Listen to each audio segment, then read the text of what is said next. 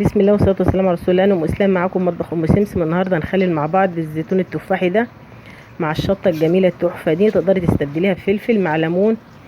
طبعا هنا انا سلقت الليمون بتاعي غلوه واحده وصفيت الميه من عليه. وده الزيتون بتاعي، انا شقيت الواحده 3، فتحت لها 3 فتحات يعني. وده الليمون انا سلقاه، ومعايا فصين توم، ومعايا ليمون صحيح مش مسلوق. تمام كده. ومعايا البيضه. تعالى اقول لك هنعمل ايه بالبيضه دي. تمام لحد كده تمام. لو جديده معايا ما تستنيش في لايك واشتركي في قناتي لو سمحتي. دي ميه عاديه جدا من الحنفيه بارده.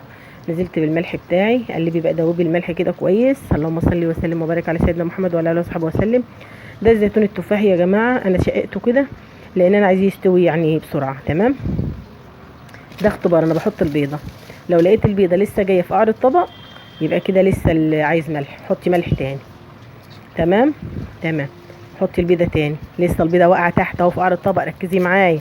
كده لسه هحوش البيضه وهضيف ملح تاني. البيضه دي الاختبار بتاعي، كانت ماما ربنا يديها الصحه كانت تعمل كده قدامنا من واحنا عيال صغيرين وحفظناها طلعنا عارفينها. تمام. حطيت ملح تاني، هنحط البيضه ونشوف هنعمل ايه مع بعض. كده لسه برضه، لسه البيضه برضه في قعر الطبق. تمام كده. هحط ملح تاني. لازم احط بقى بالتدريج عشان ما يبقاش الملح زياده. لازم البيضه تعوم، لازم البيضه تعوم. بصي بقى كده اهي عامت، شايفين البيضه طلعت لفوق ازاي؟ كده الملح بتاعك مظبوط. كده تمام التمام. هنا بقى عندي 5 6 ليمونات، 10 بقى. حطي بقى، بصي بقى ما تخليش في نفسك حاجه، اعصري بقى ليمون. اعصري ليمونتين 3 4 5، اعصري كتير. تمام. انا هنا عصرت كتير، يمكن حوالي 10 ليمونات يعني، عصرت ليمون كتير. تمام كده. القشر ده انا مش برميه على فكره، انا بجمعه في طبق جنب مني، اقول لك هنعمل بيه في الاخر. تمام. اعصري بقى ليمون زي ما انت عايزه، اعصري كتير يا رب. لو عايزه تعصري كيلو ليمون اعصري ليمون. الليمون جميل جدا وهيخلي هو بالنسبه للميه هو ماده حافظه. هنا معايا البرطمان بتاعي، هحط الليمون. طبعا نحط حبه ليمون على حبه شطه. دي شطه يا جماعه الشطيطه، طبعا اكيد حبايبنا الفلاحين كلهم هيبقوا عارفينها. انا مشتريها الكيلو ب10 جنيه. وكمان يا جماعه انا اشتريت الزيتون التفاحي ده الكيلو عندنا برضو ب10 جنيه. والليمون تزوروا، الليمون الكيلو ب12 جنيه، الليمون اغلى.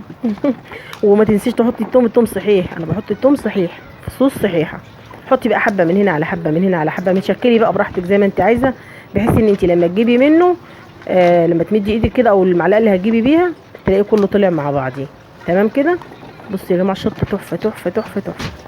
الشطه دي يا جماعه بتبقى جميله جدا لعشاق عشاق الحاجات الحراقه يعني، اللي بيحب الاكل الحامي. تمام. اللهم صل وسلم وبارك على سيدنا محمد وعلى اله وصحبه وسلم. لو جديده معايا اشتركي في قناتي لو سمحتي فضلا ليس امرا. وما تنسينيش في لايك. ايوه شفتوا انا لم كله كله كله كله كله كده زي ما انت شايفه. تمام لحد كده. بص الزيتون ده جميل جميل جدا. انا مش بحب يا جماعه ان انا اغير ميه على الزيتون او ان انا افتح عليه. انا الزيتون ده انا مش هفتح عليه قبل شهر، مش هفتح عليه قبل شهر. ده قشر الليمون اللي انا قلت لكم عليه احطه على الوش. وهنزل بالميه اللي انا اختبرتها معاكم، بالميه على الليمون اللي انا اختبرتها معاكم بالبيضه. تمام كده. حطي بقى كل الميه كده. كده احنا مش هنفتح عليه قبل شهر، قبل شهر. تمام. ولو سبتيه اكتر عادي. تمام كده. احنا هنحط بقى كل الميه وبعدين هنزل بحبه زيت على الوش. الزيت ده طبعا عشان ما يعملش معانا عفن. تمام كده. تمام. يلا بقى ما تنساليش في لايك، ولو ما اشتركتش في قناتي اشتركي. يلا اترككم في رعايه الله وامن، والسلام عليكم ورحمه الله وبركاته.